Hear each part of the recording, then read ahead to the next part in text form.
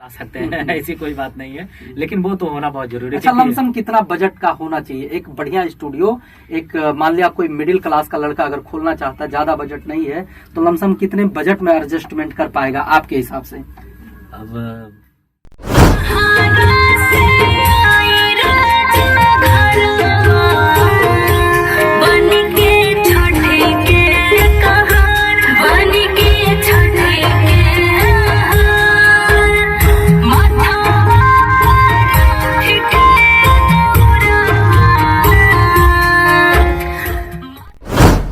Normally mic से ज्यादा effect पड़ता है। जैसे माइक ये रोड कंपनी का है। जैसे माइक आपने कहा तो ये NT2 NT1 भी आता है माइक में, और तमाम लोकल कंपनियां भी देती हैं माइक, उस पर क्या? NT2 और NT1 में हमारे हिसाब से जो रहता है कि NT2 जो होता है वो मेल फीमेल होता है। क्वालिटी एक ही होती है, NT1 का भी एक ही क्वालिटी होता है, लेकिन जैसे मेल फीमेल दोनों साइड गाने वाले होते हैं, इधर से मेल गाए इधर से फीमेल गाए, तो ये हो गया मेल फीमेल, तो उसे NT2 दोनों तरफ से गा सकते हैं, उसे 2 कर दिया।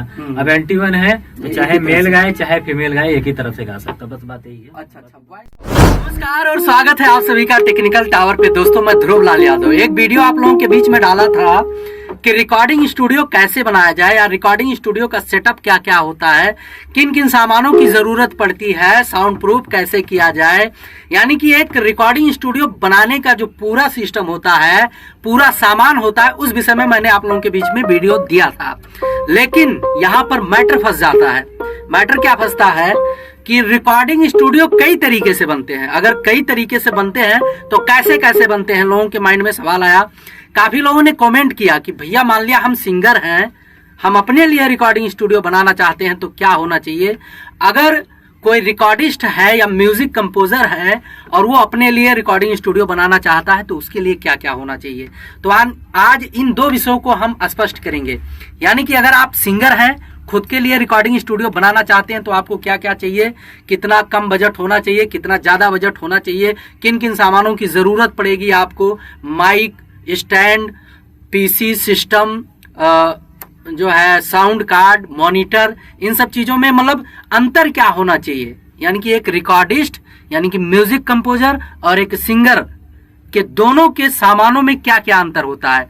तो इन्हीं सब बातों को लेकर आज हम जो है डी स्टार रिकॉर्डिंग स्टूडियो में डिस्कस करेंगे। हमारे साथ में बैठे हैं म्यूजिक डायरेक्टर भी हैं, ये कंपोजर भी हैं, रिकॉर्डिस्ट भी हैं, पुनीत राणा पुनीत जी हैं, और साथ साथ में बहुत अच्छी सिंगर हैं जिनका थोड़ा सा क्लिप मैंने आपको सुनाया था शुरुआती दौर में, मतलब वीडियो के शुरू होने में जो गा रही थी गाना, छठ लोकगीत रिकॉर्ड हो रहा था, वही सिंगर है गुड़िया राय। तो दोनों लोगों से हम थोड़ा सा डिस्कस करेंगे कि आखिर रिकॉर्डिस्ट को कैसा सिस्टम चाहिए और सिंगर को कैसे सिस्टम पर काम करने में मजा आता है। तो सबसे पहले हम बात करेंगे पुनीत भाई साहब से। पुनीत भाई साहब, स्वागत है आपका टेक्निकल टावर में। नमस्कार, सबको प्रणाम। काफी दिनों से नमस्कार है, प्रणाम है, हमारे बहुत ढेर सारे मित्र हैं, काफी दिनों से देखते हैं और जानते भी हैं, तो उन लोगों को पता है कि आए दिन जो है हम लोग आते रहते हैं इन लोगों के बीच में। साथ साथ में हम जो है आपसे पूछना चाहेंगे, जानना चाहेंगे कि जैसे काफी दिनों से आप डी स्टार रिकॉर्डिंग स्टूडियो में काम कर रहे हैं, ठीक? काफी गाने आपने भी गाए हैं, कुछ टेक्निकल वर्क हुआ है, कुछ सामानों के विषय में तमाम सिंगरों को गवाए हैं। आप एक रिकॉर्डिस्ट का वर्क काफी दिनों से कर रहे हैं यहाँ पर।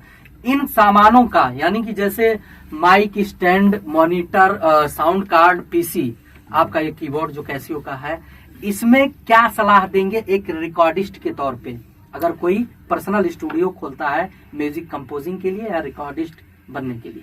देखिए सर, अगर हम इसमें बताएं तो सबसे बड़ी बात होती है बजट वाली। हाँ। जैसे सबसे बड़ी बात होती है कि बजट, किसके पास कितना बजट है, कैसा बजट है। हाँ। लेकिन कम से कम बजट में भी अच्छे काम होते हैं। लेकिन कम बजट वाला जो होता है वो थोड़ा सा फील, एक होता है सिंगर गाते समय उसको फील आना चाहिए। तो फीलिंग तभी आता है जब ब्रांडेड चीजें लगे होते हैं। जैसे देखिए साउंड, यामाहा का साउंड लगा हुआ तो इसकी वॉइस क्वालिटी जो है खुल के आती है, और जब वो गूंजती है आवाज तो फिर जो बैठने वाला होता है, जो जैसे होता है कि गार्जियन भी आते हैं, तो ऐसा नहीं कि सिंगर को अगर हेडफोन में है तो हेडफोन में सुन रहा है, नहीं, गार्जियन को अच्छी लगनी चाहिए। सिंगर तो किसी तरह से मोटिवेट करके अपने वो लेके आता है, ये तो सुनते हैं गार्जियन। तो साउंड यामाहा का होना चाहिए जिससे वॉइस क्वालिटी काफी बेहतर निकले। वैसे वॉइस क्वालिटी तो जो आउटपुट जो यूट्यूब पे जाता है वो सॉफ्टवेयर का होता है, बाकी इनके प्लगइन्स वगैरह होते हैं। और मैं बात करूंगा जो माइक होता है, जैसे ये माइक से पहले हम साउंड कार्ड के विषय में जानकारी लेना चाहेंगे। हाँ, ये साउंड बजट कार्ड के हिसाब से क्या साउंड कार्ड देखिए, फोकसराइट का ये साउंड कार्ड जो है, ये साउंड कार्ड बहुत लगभग 80% लोग यही साउंड कार्ड यूज करते हैं। अच्छा। ये चैनल बता दीजिए, जैसे कुछ लोग सस्पेंस में रहते हैं कि कितने चैनल का होना चाहिए। अपना तो चलो मान के चलिए ज्यादा चैनल का है, अगर कोई 2 चैनल का ही लेना चाहता है तो उसको क्या कहेंगे?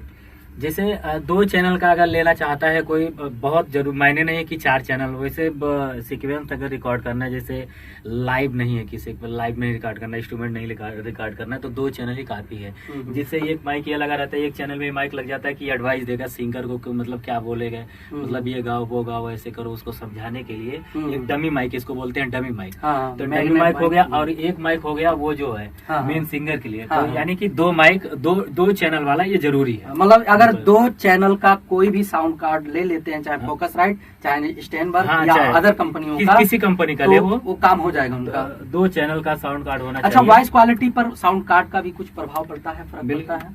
बिल्कुल पड़ता है, लेकिन बहुत कुछ खास नहीं, बहुत नॉर्मली माइक से ज्यादा इफेक्ट पड़ता है। जैसे माइक ये रोड कंपनी का है। जैसे माइक आपने कहा, तो ये NT2 NT1 भी आता है माइक में, और तमाम लोकल कंपनियां भी देती हैं माइक, उस पर क्या? NT2 और NT1 में हमारे हिसाब से जो रहता है कि NT2 जो होता है वो मेल फीमेल होता है।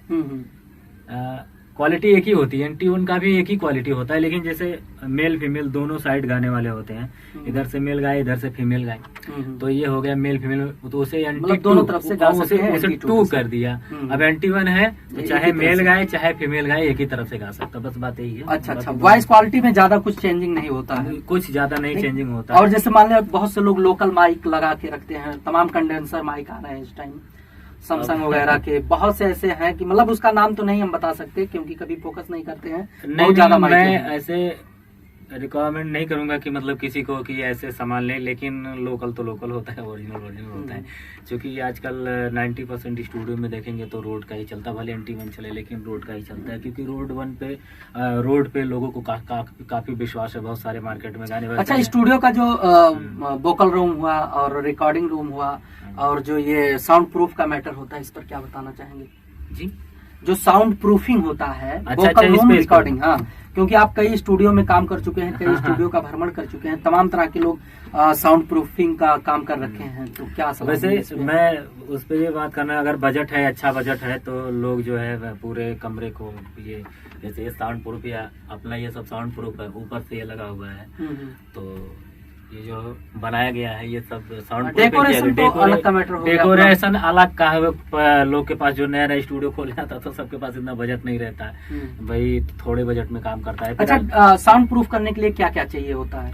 साउंड प्रूफ करने के लिए अब पहले मैं वो बता दे रहा हूँ कि साउंड प्रूफ सिर्फ ये केबिन होना चाहिए। वोकल रूम जो होता है वो हो, बाकी ये ना रहे तो भी चलेगा, इसको बाद में आप कर सकते हैं, इसको कपड़ा ऐसे लगा सकते हैं। इसका मान लिया वोकल रूम में वॉइस क्वालिटी के लिए मान लिया साउंड प्रूफ कर दिए, लेकिन स्टूडियो में कभी कभार क्या होता है कि जब हम मॉनिटर बजाते हैं तो आजू बाजू के लोग डिस्टर्ब होते हैं, तो इसके लिए भी आप कर सकते हैं। बाकी आपका बजट के हिसाब से मैं बता रहा हूँ, वो तो धीरे भी बजा के काम चला सकते हैं, ऐसी कोई बात नहीं है, लेकिन वो तो होना बहुत जरूरी है। अच्छा, लमसम कितना बजट का होना चाहिए एक बढ़िया स्टूडियो? एक मान लिया कोई मिडिल क्लास का लड़का अगर खोलना चाहता है, ज्यादा बजट नहीं है, तो लमसम कितने बजट में एडजस्टमेंट कर पाएगा आपके हिसाब से?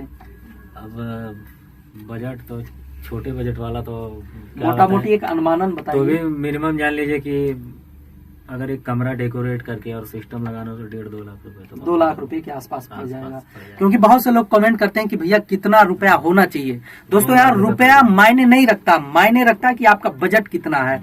जो भी आपका बजट है, अब बजट कम होगा तो लोकल सामान लगाओगे तो क्वालिटी में फर्क पड़ जाएगा। अगर बढ़िया वहीं पर ब्रांडेड सामान लगाते हो तो क्वालिटी नंबर 1 निकल के आएगा, भले ही 2.5-3 लाख 1.5 लाख 2 लाख जो लगे।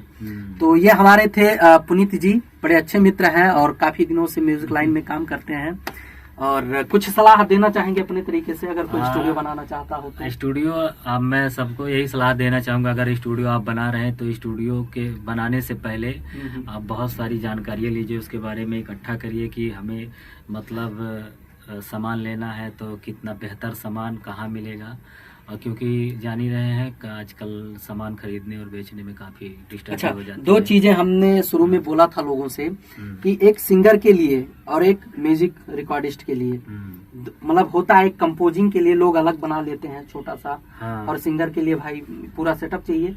लेकिन अगर कोई कीबोर्ड वगैरह बजाता है सिर्फ म्यूजिक कंपोज करने के लिए, तो उसको क्या क्या चाहिए? उसको अब फिर सिस्टम वही हो जाता है कि म्यूजिक कंपोज करने के लिए तो हेडफोन से भी कर सकता है, मतलब एक हेडफोन लगा ले, हाँ कर सकता है वो, अपने कमरे में भी कर सकता है। लेकिन ये है कि जो क्वालिटी आती है, जो हेडफोन में क्वालिटी, उसके लिए भी ये साउंड रखना बहुत जरूरी है।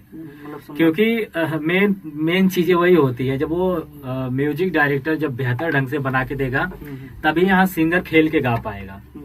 नहीं तो जब हेडफोन में बजता है तो सारी चीजें नहीं सुनाई देती। ये साउंड स्पेशली स्टूडियो के लिए बना है, इसमें सारी चीजें सुनाई देती हैं। इसमें जैसे आप जो चीजें बजती हैं, जैसे हिट हैट, वो छोटी छोटी चीजें बजती हैं, हाँ, सब कुछ निकल के आ जाता है। वो हेडफोन में नहीं सुनाई देता, लेकिन इसमें जो है सारी चीजें सुनाई दे देती हैं। जी बहुत बहुत धन्यवाद पुनीत जी, आपने कीमती समय दिया है। हमारे साथ में बैठी हैं गुड़िया राय, बहुत अच्छी सिंगर है, फीमेल सिंगर है।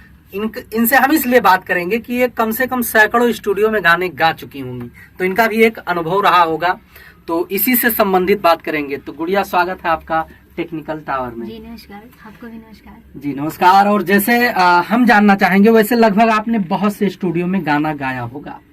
अब एक नॉर्मल स्टूडियो और एक बढ़िया स्टूडियो में वॉइस क्वालिटी में क्या फर्क आपको दिखा होगा, तमाम स्टूडियो के माध्यम से जैसे आप गाती हैं? बहुत फर्क होता है। जो अच्छा स्टूडियो होता है उसका अच्छी क्वालिटी होती है, और नॉर्मल की तो नॉर्मली होगा। जैसे जब आप गाती हैं वोकल रूम में खड़ी होके हेडफोन लगा के, तो मतलब उसमें कुछ फर्क वगैरह दिखता है क्या? कैसे पता चलता है कि प्रॉब्लम हो रहा है, या वॉइस क्वालिटी ठीक नहीं है, या जो हम रिकॉर्ड कर रहे हैं उसका आउटपुट सही नहीं है, इन सब चीजों पे? हाँ, बहुत होती है ऐसी, बट रिकॉर्डिस्ट अच्छा हो और माइक अच्छी हो तो गाने में कोई दिक्कत नहीं। अच्छा, आपने 2 माइकों पे गाया होगा लमसम, जैसे आज के जहाँ गणेश नगर की अगर बात किया जाए, एक होता है NT2 रॉड का जो ये वाला है, और एक होता है NT1 जो छोटा वाला है। मतलब अभी पुनीत जी ने बताया है कि उसमें कोई फर्क नहीं होता है, सिर्फ स्पीकर 2 होते हैं, लेकिन दोनों में आपको गाने में कुछ वॉइस क्वालिटी का फर्क दिखता है? बहुत, इस वाले पे बहुत अच्छा आता है। इस पे अच्छा आता है, उस पे क्या प्रॉब्लम होता है? उस पे भी सही आता है, बट जितना कंफर्टेबल इस पे गाने पे होता है उतना उस पे नहीं हो पाता। यानी कि NT2 जो है NT1 से बेटर जो है गाने में सपोर्ट करता है। कहीं का बार आपने देखा होगा कि लोकल माइक भी लगे होते हैं, तो NT2 NT1 और साथ में एक लोकल माइक, तीनों का अगर तुलना किया जाए तो मतलब NT2 NT1 के बाद लोकल माइक पे गाने पे क्या मतलब असर पड़ता है, क्या प्रभाव पड़ता है जब आप लोकल माइक पे गाते हैं? जी वो तो गाने के ऊपर ही होता है। अच्छा, मतलब कुल मिला के रिकॉर्ड हो जाता है। जी वही होता है। अच्छा, एक सिंगर होने के नाते अगर मान लिया कोई सामने वाला जा रहा है स्टूडियो खोलने, तो क्या सलाह देंगी उनको? जी अच्छा स्टूडियो बनाओ, अच्छी चीजें लगाओ, उसकी वॉइस अच्छी आती है, उसकी क्वालिटी कुछ अलग होता है। अच्छा, तो गुड़िया जी बहुत बहुत धन्यवाद। और दोस्तों, आप लोग ऐसे ही बने रहिए, स्टूडियो से संबंधित बहुत ढेर सारा जानकारी, बहुत ढेर सारा अपडेट आप लोगों को इस चैनल पर मिलता रहेगा भविष्य में भी। तो मिलते हैं अगले वीडियो में, तब तक के लिए नमस्कार।